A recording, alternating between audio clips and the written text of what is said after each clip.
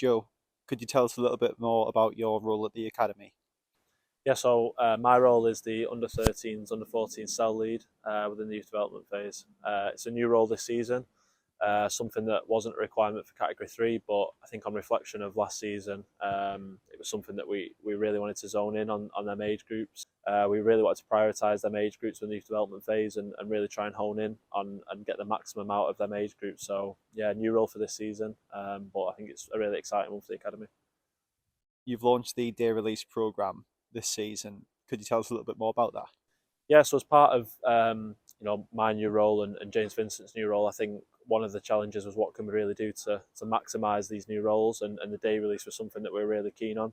Um, there's two different day release programs as such. One is a day release style program, which is based for the under 14s and under 15s. The day release program is the under 16s program, which is basically the players coming out of school for 1 day a week and getting an extra day with us. Allows us to maximise pitch time and gym time and kind of we also then provide an education provision for the players whilst they're with us. Been really exciting for the under 16s. I think it's a program that will really kind of reap the rewards from next year and be a full program this year. This year's kind of been testing the waters out and having a go at it. But I think for us as a club and for the players that have decided to opt onto the program, it's been brilliant. The under 14s, under 15s day release program is a style program where the boys come from us from school, so they arrive at around 4 o'clock, and then they're with us until probably 9:30 on a Wednesday evening. So they don't actually leave school, but we kind of give them the provision that they would if it was a full day release program. How much effort behind the scenes went into making the program possible?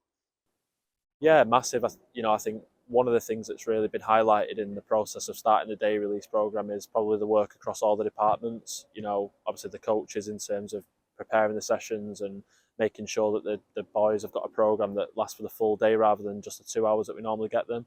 But then I think beyond that, the education provision that Tom Cox has provided, liaising with the schools and making sure that everything runs smoothly on their side, and then also the education provision whilst they're here. The S&C team in terms of the work that they do in the gym. Yeah, it's been a real collective approach from all departments, really. Big push, but I think it's something that's going to be well worthwhile.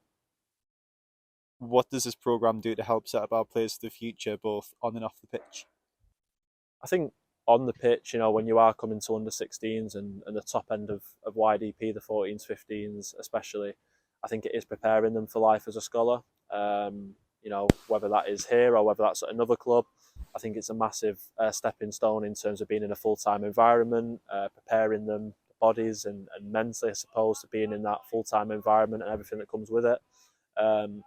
I think also as well, the lads that potentially might not go into football full time, again, whether that be here or somewhere else, it's preparing them for work and that next step, whether that be college and a football education provision similar to the one we have here, or life outside of football. I think it's a massive stepping stone to preparing them for life outside of school.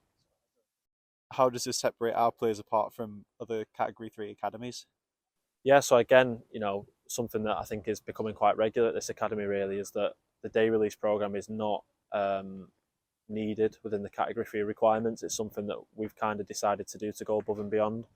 Um, I think, for lads and that live in this area, in the Manchester and surrounding areas, it's a massive step for us to, I think, bridge the gap between ourselves and Manchester United and Manchester City, the two big clubs in terms of the academy.